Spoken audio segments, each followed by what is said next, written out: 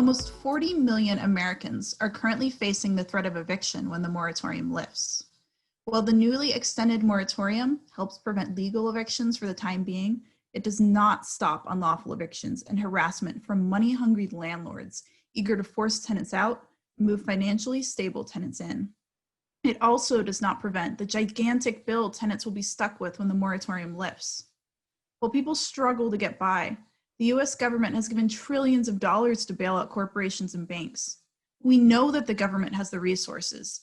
Homes sit empty across America while hundreds of thousands sleep on the street. And while millions of Americans file for unemployment, the country's top 5 billionaires have increased their wealth by at least $600 billion since the beginning of the pandemic. The means to care for people in times of crisis exists, but the capitalist government refuses to give aid to those who need it most. Neither the Democrats nor the Republicans have provided real relief for people during this deep, deep crisis. They both are more interested in lining the pockets of the wealthy. Of course, the pandemic has only highlighted existing issues of housing inequality. Black and Latinx communities already make up the majority of evictions. People of color are routinely terrorized and murdered by police in their own neighborhoods and homes. Women and LGBTQ folks routinely face housing discrimination. And in 2019, 20.5 million Americans were rent burdened before the pandemic even began. The Cancel the Rents movement is one that can unite all working people towards a shared goal. We all need and deserve a home, and we all have skin in the game, even after the pandemic ends. Since the beginning of the pandemic, I had been working with the Ithaca Tenants Union in Ithaca, New York to cancel rent. It's been a long struggle, but in a historic move, we got Ithaca Common Council to approve our resolution to cancel rent. Because of the pandemic, the Ithaca resolution still has to be approved at a state level by the Department of Health. The mayor dragged his feet for weeks to send out a resolution, and the Department of Health still hasn't issued a response. Nevertheless, Ithaca is the first city in the nation that holds the potential to cancel rent. The renting situation in Ithaca is not unique. Before the pandemic, Ithaca already had immense wealth inequality, combined with bloated rental prices, gentrification, a slew of abusive slumlords profiteering infested properties, tenants who suffer from addiction and poverty and whose vulnerability is used as leverage against them when it comes to finding safe housing, and racist cops that willingly participate in evictions and torment tenants.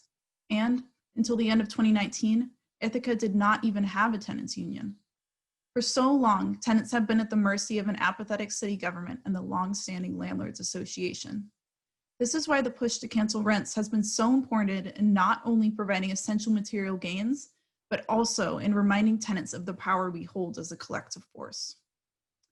The power has repeatedly made itself evident in the fight to cancel rent. Every single advancement we made was one tooth and nail, the people against the local government and landlords. Every step of the way, we had to remind them of our mass power, whether flooding Common Council's phone lines in concert, filling the streets with car caravans, or protesting outside City Hall or the mayor's own house until the local government conceded to our demands. We have had to repeatedly insist what should be an inarguable and universal right. The right to a home and a life without the constant fear of evictions carried out by a racist, violent police state hanging over our heads. The Ithaca government's attempts to undermine our resolution are abhorrent. The refusal of the state to provide aid to its citizens is inexcusable, but it is nothing new. The capitalist government at all levels has proven who they serve. The corporations, the landlords, and the banks, and has let us down time and time again. The Ithaca struggle is an example of how when we join together with a common goal and fight in unity against the state, we win. We win not because we've gained concessions from a scared ruling class. We win because we cultivate class solidarity, provide a legitimate challenge to capitalist realism, and move ever closer to seizing power and building an international socialist system dictated by and entirely for the working class. So how does this relate to the La Riva campaign? Echoing an expression of working people across the country, Gloria La Riva's 2020 campaign calls for cancellation of rent accumulated during the pandemic. The push to cancel rent is an essential move towards a socialist future, where the needs of the people triumph over the quest for profit. The first point of Gloria La Riva's 10-point plan is to make the essentials of life into constitutional rights. Housing is absolutely one such essential of life.